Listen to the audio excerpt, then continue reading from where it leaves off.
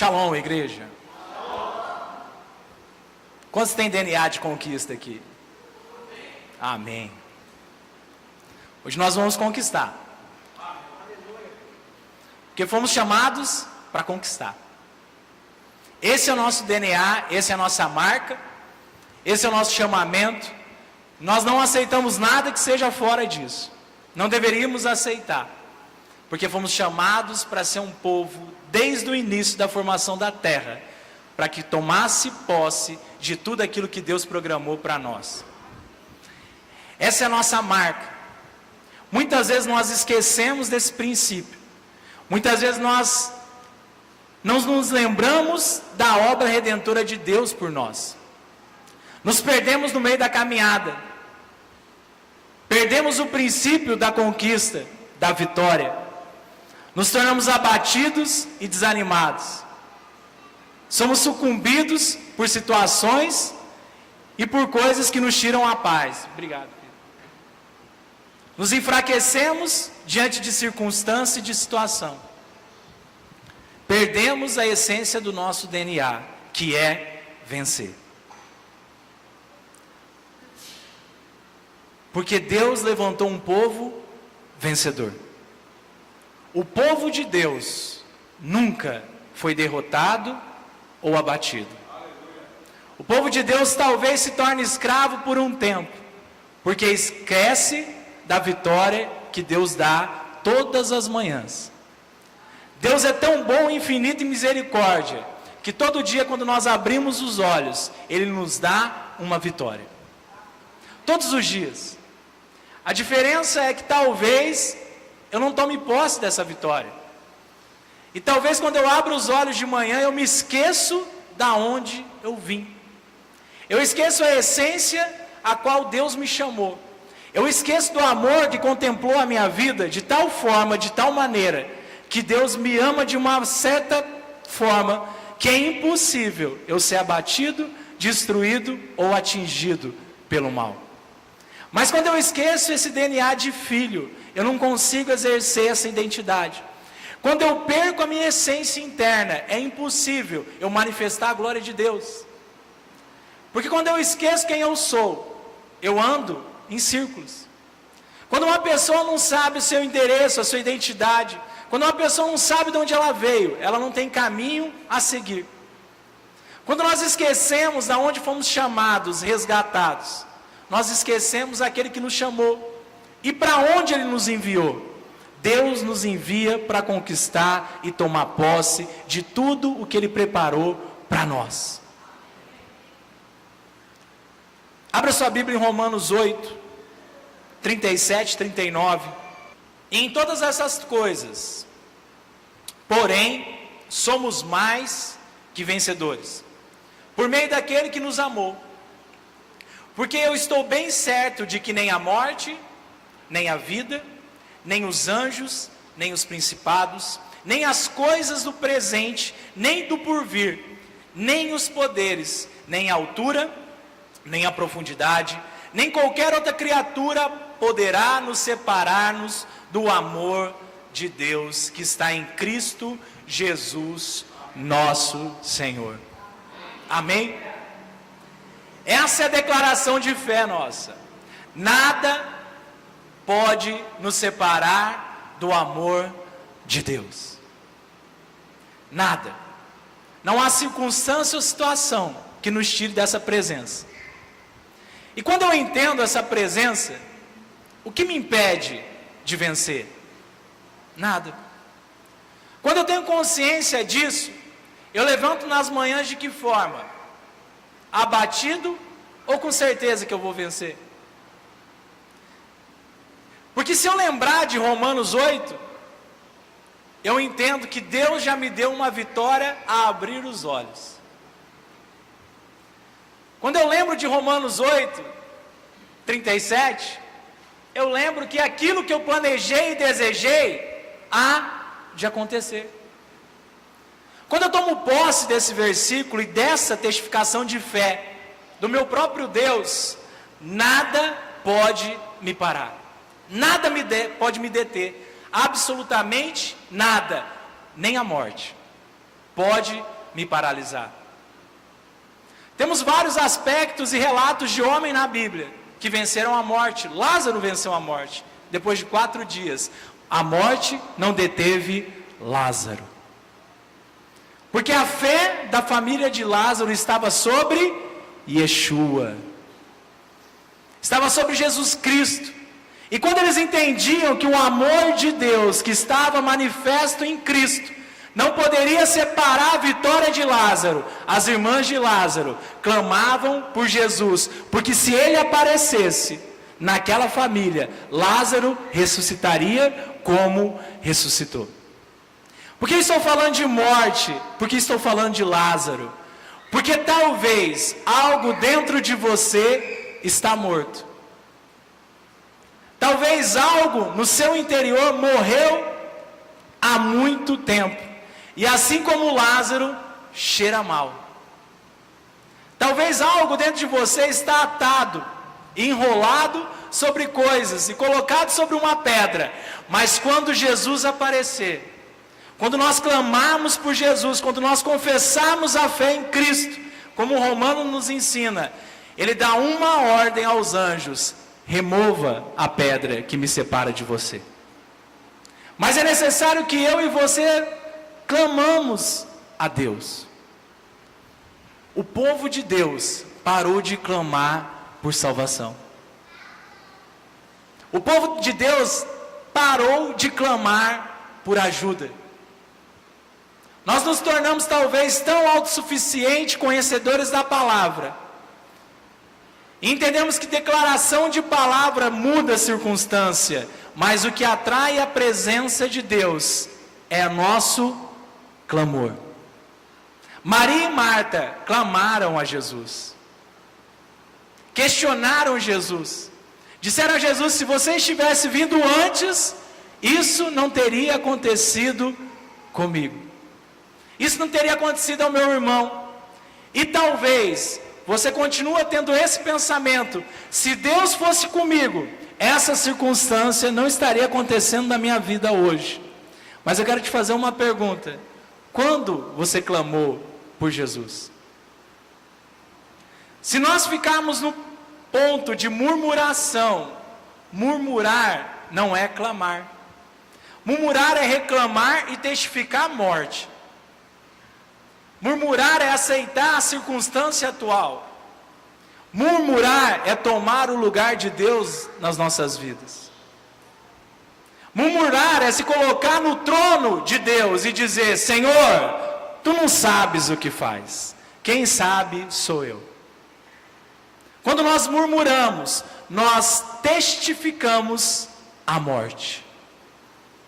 Mas quando nós entendemos o nosso cenário e clamamos a Deus, Ele prontamente dará a ordem aos anjos ao nosso respeito. Quantos querem ter provisão de Deus? Aleluia. Clame ao Senhor. Atraia a presença de Deus para você. Não pense que o Senhor vem só porque estamos passando por dificuldades. Não pense que o Senhor sabe o que está dentro de você. Ele sabe. Mas se você não clama a Ele, você mostra uma única coisa: eu resolvo os meus problemas sozinho. E quando você vai para a linha de resolver problemas sozinho, deixa eu falar uma coisa para você: seu resultado não vai ser tão satisfatório quanto Deus agindo por você. Porque agindo Deus, ninguém pode impedir. Quando Deus age, nada pode impedir a ação do Senhor. Amém, irmãos? Amém. Vocês estão comigo? Amém. Glória a Deus. E hoje eu quero trazer algo para nós, conseguir entender, perceber a ação da fé e a ação de confiança. Parece que é a mesma coisa, mas não é. Nas antigas escrituras, ou na Torá, como eu gosto de chamar, porque não tem nada de antigo, é tudo novo, e o que ainda há de vir. Então as coisas que hão de vir não podem ser consideradas velhas, nem Velho Testamento. A Torá, a instrução de Deus. Quando nós Quando Deus se manifestava aos homens, Ele não usou nunca a palavra fé. Abacuque fala sobre fé. Mas até Abacuque abrir a boca e falar sobre fé, o povo de Deus caminhava sobre confiança. Os que confiam no Senhor são como o monte de Sião, que não se abalam, mas permanecem eternamente, ou para sempre. Porque confiança é certeza do amor de Deus por nós. Confiar é a declaração de Romanos. Confiar é saber que nada pode nos separar do amor de Deus. E que é o amor de Deus? Quando falamos de amor de Deus, lembramos de algo, o amor tradicional entre os homens, talvez um afago, um abraço, uma carícia, um aconchego, também, mas o amor de Deus está baseado em gerar vida, e vida em abundância. A melhor representação de Deus é destruir a ação da morte e nos dar vida. Isso é amar, porque quem daria sua vida por nós? Somente Deus no seu amor, e através do seu amor nos deu Jesus Cristo, para que Ele morresse no nosso lugar. Então toda vez que você associar amor de Deus, elimine da sua mente o amor natural, do afago, do aconchego, do abracinho, porque amor de Deus é para te manter de pé e vivo. Isso é amor de Deus.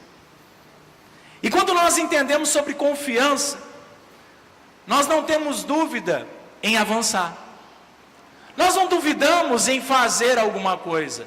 Nós não duvidamos se pode ou não pode dar errado ou certo. Nós temos a confiança que vai dar certo e que já deu certo.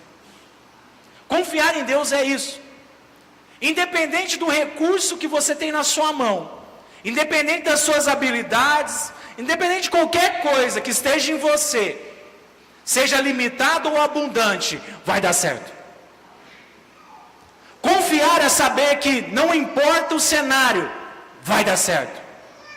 Confiar tem a ver em vai dar certo. Olha para o seu irmão e fala: irmão, vai dar certo.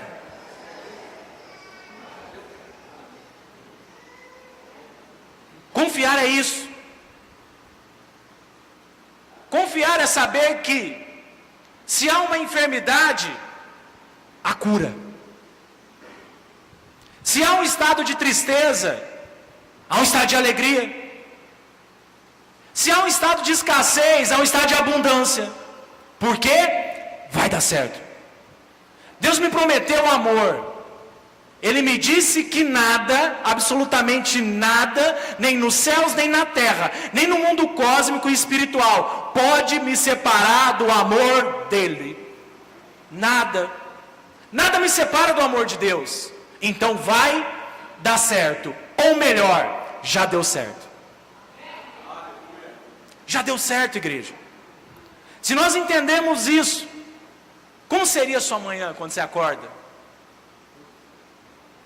Outra vida, outro ânimo, outra maneira de enxergar o mundo, de lidar com conflitos, de lidar com circunstâncias adversas, porque por mais que tenha adversidade, no final, deu certo. Isso é confiar em Deus. Isso não tem a ver com fé, isso tem a ver com confiança. Mas o que é fé? Fé, o autor de Hebreus tenta nos explicar de uma maneira. Fé é a firme certeza das coisas que não temos na frente, mas que estão por vir. Eu não vejo o que vai dar certo, mas eu tenho fé que tudo isso vai se materializar e acontecer. Eu diria que fé para nós seria um projeto de um alvo. Fé está baseado em visualizar aquilo que não se vê. A melhor maneira de você identificar se você tem fé ou não, é se você tem potencial de visualizar coisas que ainda não estão na sua vida, mas que você deseja que aconteça. Porque quando eu não tenho fé, eu não visualizo pontos futuros.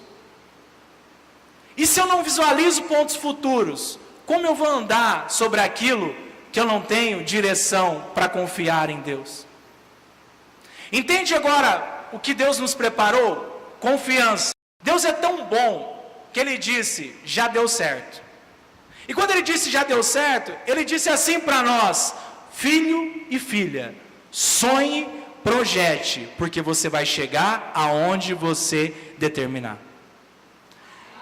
O bolo fica completo, porque eu sei que vai acontecer, mas eu preciso gerar aquilo que eu quero que aconteça. Eu preciso gerar dentro de mim aonde eu quero que a minha confiança seja manifesta para que Deus possa fazer aquilo que eu determinei que Ele fizesse. Porque Deus é poderoso para fazer além daquilo que pedimos, imaginamos e pensamos. Tem a ver com pedir, tem a ver com imaginar, projeto futuro, coisas que não se materializaram. E pensamentos, porque os seus pensamentos determinam os seus resultados. Os seus pensamentos determinam da maneira que você vai andar. Se você acordar de manhã e pensar que pode dar algo errado, o que vai acontecer no seu dia? Lei de Murphy. Viu? Falei que ia dar errado. Você não falou, você pensou. Você pensou. E pensamentos são frases para Deus. Por isso que muitas vezes na nossa vida há um cenário de juízo constante em Deus. Nós pensamos que passamos por provas constantes. Não, colhemos os frutos dos nossos pensamentos todo dia. Pensamos em morte, vivemos sobre morte. Pensamos em vida, vivemos vida, e vida com abundância. Quem determina o que Deus vai fazer é você. Porque Deus já determinou que nada pode separar-nos do amor dEle. Isso é sentença e não muda, porque eu sou Deus e não mudo. Deus não mudou o aspecto dele. Deus não mudou o que ele falou que ia fazer e vai fazer. Agora, quando eu e você temos uma fé negativa, uma declaração negativa, uma visualização pessimista, bem-vindo ao seu presente. A não ser que você vai dizer para mim, ou melhor, diga a Deus, não para mim, porque eu não sou Deus, que você pensa só coisas positivas e só colhe coisas negativas. Tem coragem de confessar isso? Não, eu só penso coisas boas, pastor. Eu penso todo dia que eu sou vencedor, mas só sou derrotado. Ah, sério? Jura? Porque mesmo o povo sem Deus conquista. E aí alguns estudiosos lançaram a lei da atração, que nada mais é do que projeção de fé. E Deus procura homens com fé na terra. Deus não procura crente. Deus procura homens que creem, que tenham fé. Porque fé é dom de Deus. Deus se identifica com aquilo que é dele. Quando Deus percorre os olhos dele sobre toda a terra, você acha que Deus está procurando o quê? Algo que identifique com a natureza dele espiritual. Quando Deus enxerga um homem, uma mulher que tem fé, que é dom dele, ele se conecta, porque é da mesma matéria, da mesma natureza, da mesma essência, procede da mesma fonte, não é fogo estranho. É junto. Deus identifica com aquela parte, ele entende que aquilo faz parte dele. E quando ele enxerga uma parte, um portal de acesso para os espiritualizados, Deus se conecta e derrama o poder espiritual dele para que aquilo que você pensa se materialize. Explicar o movimento espiritual de Deus. Agora, se Deus não encontrar fé, como ele vai acessar você, irmão? Como ele vai se conectar com você? Clamando o nome de Jesus? Quantos já tiveram experiências de expulsar demônios aqui? Faça assim com a sua mão. Quem nunca teve experiência? Show de bola. Quem já orou por enfermidade aqui? Quem nunca orou por enfermidade? Amém. Quantas vezes que você já orou e não aconteceu quando você orou? Quantas vezes você já foi expulsar um demônio e o treco não saiu? Faça assim com a sua mão. Ninguém? Todos expulsaram? Em todas as vezes? Que bom. Agora começou a aparecer os corajosos. Enfermidade. Quantas vezes você orou e a enfermidade continuou lá? O que faltou em nós? Fé. Porque Deus identifica sobre fé. Mas eu usei o nome de Jesus para que você receba Jesus no coração, a palavra de fé tem que estar no seu coração e com a sua boca confessar. Se Deus não achar fé dentro de você, nem o nome de Jesus expulsa demônio, porque é um requisito inicial para que Jesus manifeste em você fé em Cristo Jesus. Se não há fé, não há manifestação. Se eu não manifesto fé, se eu não visualizo o que eu estou orando curado, não há manifestação de fé. Porque quando eu vou orar por alguém que está enfermo e penso, será que vai curar? Rapaz, é câncer, hein? Câncer, acho que não. Mas eu vou orar, porque mandaram, né? Eu sou crente, é isso, né? Então empunharão as mãos dos enfermos, eles são curados. Os presbíteros ungem as mãos. Pá! Orei em nome de Jesus. O que eu declarei anteriormente é câncer, não sei se cura. Jesus cura câncer, igreja? Ressuscita defunto? Curou enfermo? Fez perna de paralítico ficar em pé? Coxo crescer? Câncer é ficha para Jesus. Simples, nível 1 para ele. Fase número 1 para ele. Já fez coisas mais difíceis. Mas enquanto a gente bloquear a ação espiritual de Deus, a gente não vai ver Deus manifestar em nós. Quando eu não entendo confiar em Deus, que Deus é o mesmo ontem, hoje e sempre, a minha fé é nula. E quando a minha fé é nula, eu não tenho obras. E aí eu vou trazer um cenário para a sua vida e talvez você vai se identificar com ele. Final de ano, nós fazemos projetos, né? Dezembrão, pega a folha do propósito, escreva 5 coisas espirituais, materiais, financeiras, profissionais. Escreva no papel. E aí você chega no final do ano, o que se cumpriu? Não precisa responder para mim, só pensa. Se você falar para mim que cumpriu 20% da sua folhinha, vou dizer que está com um nível de fé legal. Mas talvez se cumpriu só meia e mais ou menos que você tem dúvida que se foi Deus que fez ou não. Porque escrever não é visualizar. Escrever é o começo de um processo. Escrever e se enxergar nesse processo, isso é fé. Quando eu junto confiança com fé, gera uma terceira coisa. Vamos ver se alguém adivinha. Ação. Porque ele fala que pelas obras, a fé sem obras não existe. Eu recebo um alimento da palavra. Deus fala que eu sou vitorioso. Leio Romanos 8:37, nada me separa do amor de Deus. Confessamos isso? Confessamos, igreja? Amém. Você confessa isso. Confia em Deus? Confio, pastor, eu confio. Não, Deus é fiel. Deus é fiel e justo e vai cumprir aquilo que Ele prometeu. Uau, declarei a palavra. Top. Tem fé, irmão? Tem fé, pastor, tenho fé. Escreve seu projeto, se visualiza nele. Aí é a parte complicada da história. Vou fazer uma pergunta para você. Quantos têm vontade de enriquecer? Seja honesto. O resto que não ergueu a mão não tem? Eu tenho. Show de bola. Você já conseguiu se visualizar rico? De verdade. De verdade. Olha lá. Então vamos brincar, porque fica mais fácil de liberar a cabeça, a mente, porque tem mais imagens associadas a isso. Quando você pensa na sua prosperidade, como que você imaginou essa cena? Quem é um corajoso aqui? O que ergueu a mão? Eu quero um corajoso, me ajuda hoje. Vem cá, diva. Que bom. Sem hipocrisia, honestidade.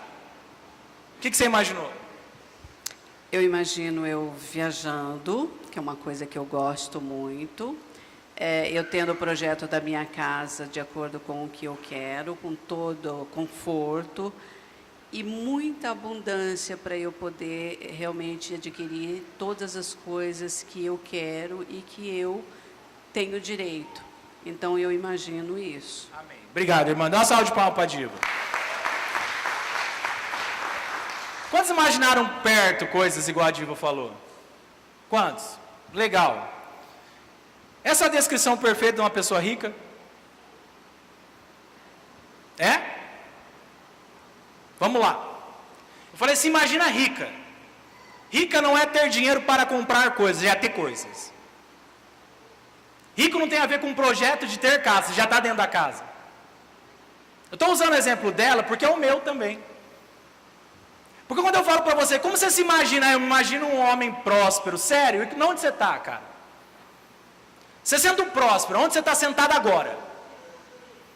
Que tipo de sofá que você senta? Que casa que você mora? Qual que é o saldo da sua conta bancária? Aonde seus filhos estudam? Qual é a roupa que você está vestindo? Quantas viagens você já fez nesse ano? Porque não é que eu vou fazer, eu já fiz. Porque quem tem dinheiro pra caramba, como a gente pensa que gostaria de ter, já fez as coisas, não está fazendo coisas.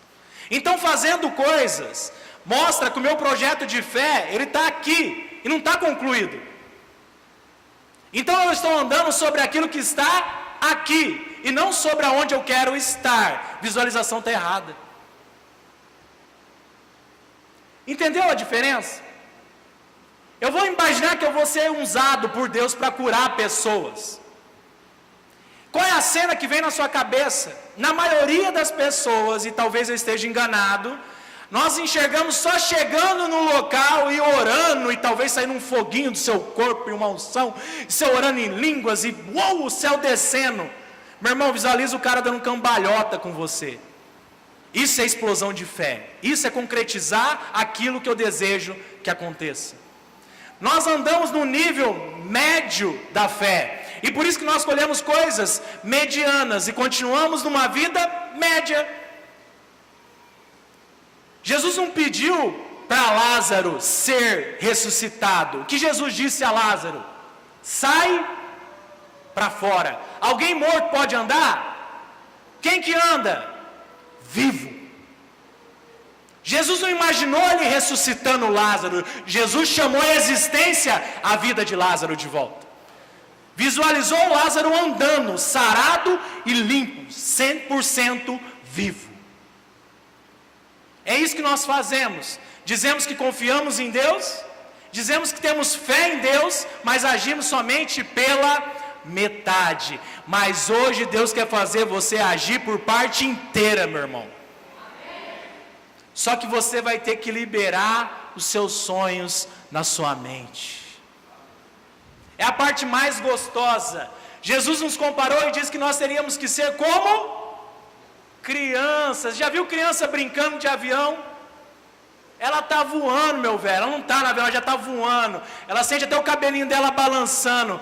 Ou numa vassourinha ela está galopando com um cavalo. Ela não está enxergando, ela está vivendo o momento. E se eu e você começar a viver momentos dentro de nós, tendo a certeza que nada nos separa desse momento que eu e você criamos, Deus vai realizar na nossa vida. Metade da igreja está pensando que isso não dá, não é assim não. Isso não dá certo não.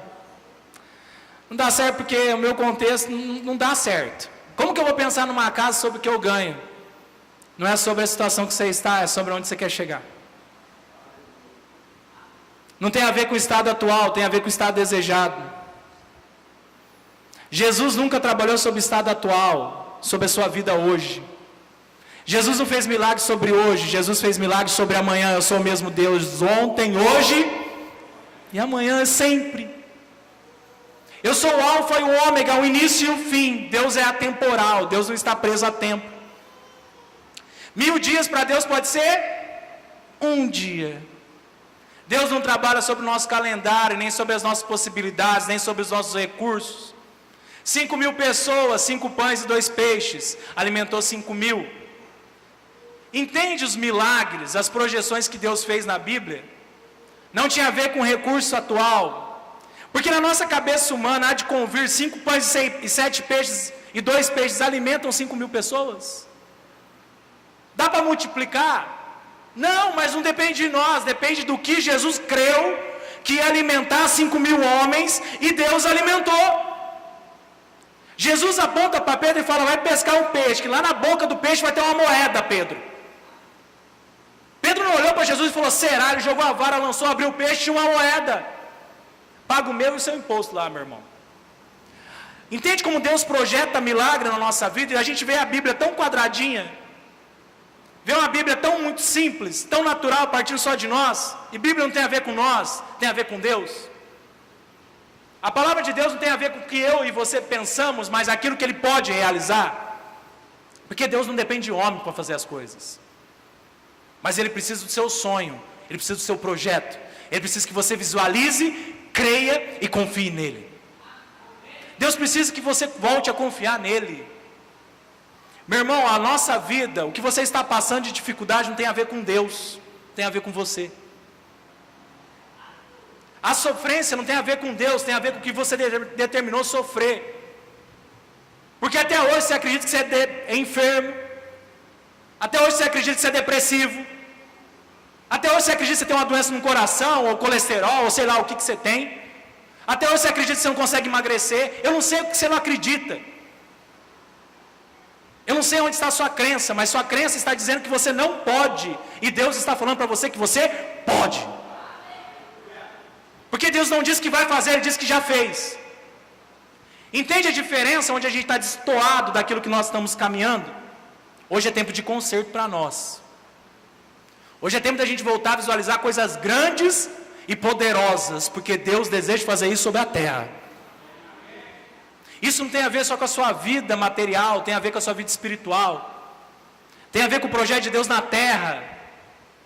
Porque talvez também você creia que unção espiritual é determinada para algumas pessoas só, e não tem a ver com isso, tem a ver com aqueles que estão disponíveis. Deus chama Josué.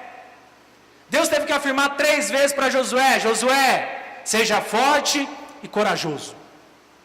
3 vezes ele teve que dizer para Josué o que Deus estava falando para Josué: quebra a sua crença que você não pode, somente seja forte e corajoso que eu vou fazer através da sua vida.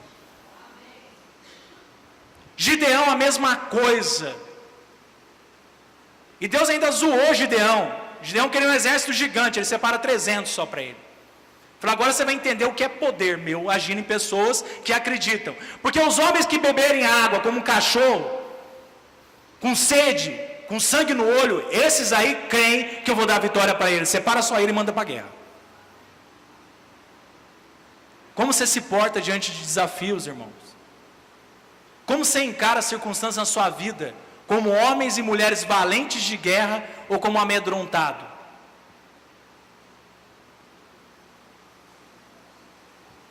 É assim que a gente se porta. Não tem a ver com recurso, tem a ver com Deus. E Deus é uma fonte inesgotável de recurso. Deus faz pão cair do céu.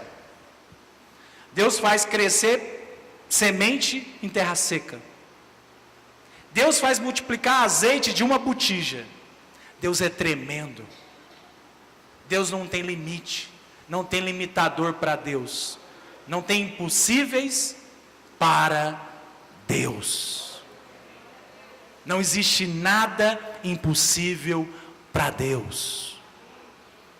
Mas enquanto eu creio que a minha cura está num papelote de remédio, eu vou continuar enfermo até a morte.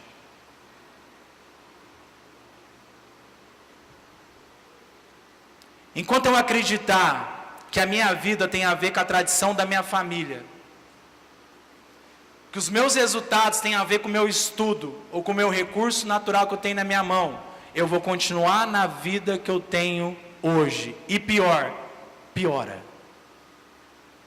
Porque o que está bom, fica ruim. Mas em Deus, o que está ruim, fica excelente. Fica abundante. Aonde abundou o pecado, superabundou a graça. Aonde havia miséria e fome, eu vou dar vida e vida em abundância. Aonde você caminhar 40 anos comendo maná do céu, meu irmão, eu vou te mandar para uma terra que emana leite e mel. Isso tem a ver com Deus, e é isso que Deus tem para a sua vida. Quantos creem nisso? Visualiza, irmão.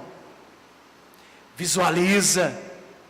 Volta ao jardim da infância, volta a fazer desenhinho, visualiza, prega na sua parede, prega no seu quarto, começa a visualizar coisas, porque isso não tem a ver com técnica de PNL ou de mente positiva, isso tem a ver com Deus.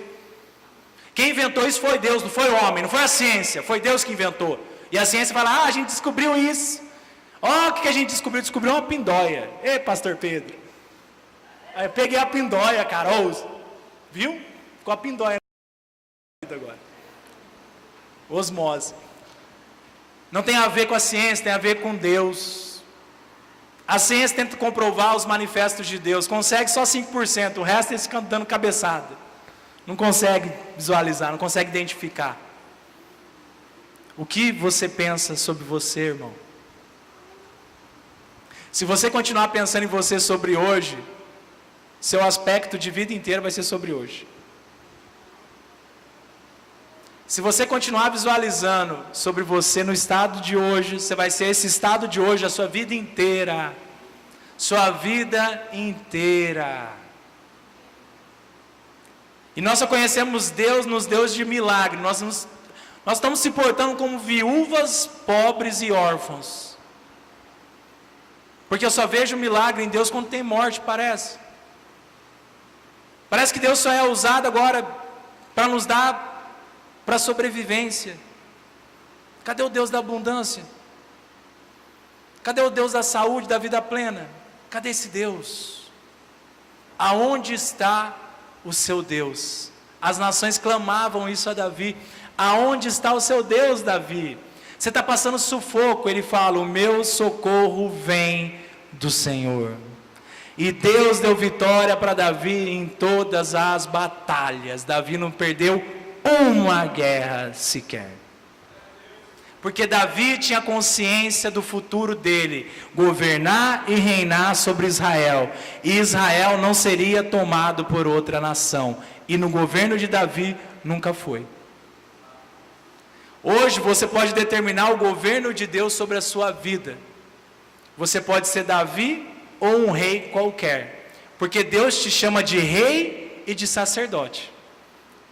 Queira você acreditar ou não, não tem a ver com a sua crença, tem a ver com declaração de Deus. Mas talvez você seja um rei que vai ser levado para cativo na Babilônia, no Egito, passar fome, passar sufoco para conseguir vencer. Ou talvez você seja um rei Davi, que sobrou recursos a ponto dele ofertar maravilhas para a construção da casa do Senhor. Davi visualizou algo. Alguns reis visualizaram perdição. Qual é a sua visualização? Depende só de você. Quantos vão fazer projetos aqui? Vai mesmo? De verdade? Permita-se escrever sua história. Permita-se isso.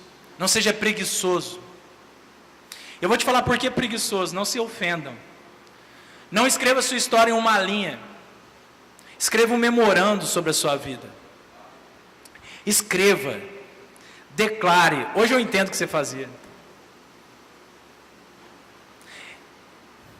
Nosso pastor é maluco.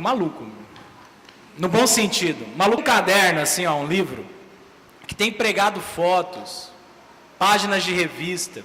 Ele tem a história dos 4 filhos dele. Totalmente declarada, cada um vai ser recurso, vida, futuro, até a próxima geração. Declaração de fé sobre os filhos.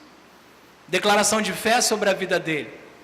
E eu achava engraçado porque parecia o diário da minha irmã quando era adolescente, que tinha lá as fotinhas, lembra dos menininhos lá? New Kids on the Block. Menina tinha essa pegada, né? Cortava a revista, botava lá o meu... Hoje, como que chama? Como que é o nome? Meu crush. Doido isso. Querendo ou não, um ponto de visualização. Se você vê, adolescente vive mais feliz que a gente, porque ele visualiza isso o tempo inteiro. Ele visualiza coisas. Visualiza situações na vida deles. Pena que a visualização está sobre coisas que talvez não vão fazer sentido, não vão acontecer. Mas tem a ver com isso. Tem a ver de você se permitir hoje fazer uma carta e um memorando para a sua vida. Chegar na sua casa hoje após o culto e falar: o que eu vou escrever para mim? Qual é o meu estado de espírito? Aonde eu quero estar? Como eu quero ser como pessoa? Tem pessoas que não gostam de pessoas. Talvez seja uma dica para você escrever: eu me vejo relacionando, conversando, sentindo prazer de estar envolvido com pessoas. Talvez você deseja ter um perfil mais técnico, de fazer projetos que você não consegue fazer. Escreva: eu me vejo planejando a minha vida, fazendo uma planilha das minhas contas, tendo as minhas contas controladas, sendo uma pessoa organizada, sendo uma pessoa emocionalmente centrada. Eu me vejo sendo uma pessoa feliz com os meus filhos assim.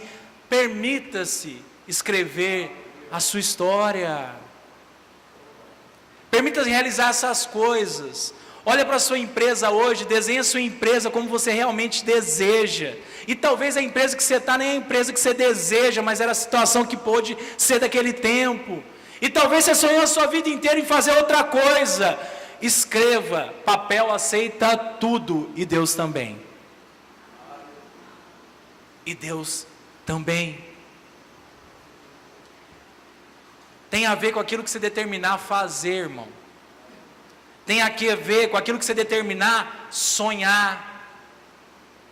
Tenho vontade de falar inglês. Não veja você falando inglês, espanhol, italiano, alemão. Veja você no país conversando com pessoas em outro idioma. Você vai alcançar, porque você tem um poder que Deus criou você conforme a imagem e semelhança dele. E Deus não é limitado. Quem criou as línguas no mundo? Deus. Quem separou a Babilônia lá na Torre de Babel e misturou a galera em línguas? Foi Deus. Então quem criou os idiomas no mundo? Deus. Quem te dá idioma? Deus. Visualiza-se falando outras línguas. Entende que eu estou tentando mexer com você? Visualiza a sua vida, não no seu contexto de hoje. Porque Deus quer fazer aquilo que Ele projetou para você. Por isso que Ele fala: eu te vejo lá na frente, filho. Eu te vejo acima das suas expectativas de sonho. Eu vou te mostrar coisas que seus olhos não viram. Eu vou te falar coisas que os ouvidos nunca ouviram. E que pensamentos não puderam imaginar. Mas você tem um poder criativo de Deus. O mesmo poder que estava em Gênesis: haja luz e houve luz. Não havia luz. E a luz surgiu. Eis que a luz surgiu, e a luz era boa. Deus fez nascer árvores que produziam frutos conforme a sua espécie. Deus visualizou cada árvore e deu uma ordem: crescei e multiplicai, frutificai. E as árvores frutificaram, cresceram e geraram frutos. Deus criou os animais, visualização, e cada um conforme a sua espécie. Deus não parou aí, Ele deu uma ordem para cada espécie: multiplica e enche a face da terra. Deus depois criou o homem e a mulher e disse: frutifiquem e encham a face da terra. E Adão, cuida e lavra de tudo, porque eu te dou como posse toda a terra para você. Deus visualizou projeto e futuro, deu sentido para as coisas. E o mesmo sentido que Deus deu, você tem esse poder criativo dentro de você, porque o Espírito de Deus habita em nós. Quantos creem nisso? Isso é fé inteligente. Isso tem a ver com confiar em Deus. Isso tem a ver Em agir na palavra de Deus. Lembra que eu falei que a gente vai passar por um processo de jogar fora a liturgia antiga? E começar a viver o que Deus desejou que a gente pudesse viver? E Deus já projetou o nosso lugar, cabeça e não cauda.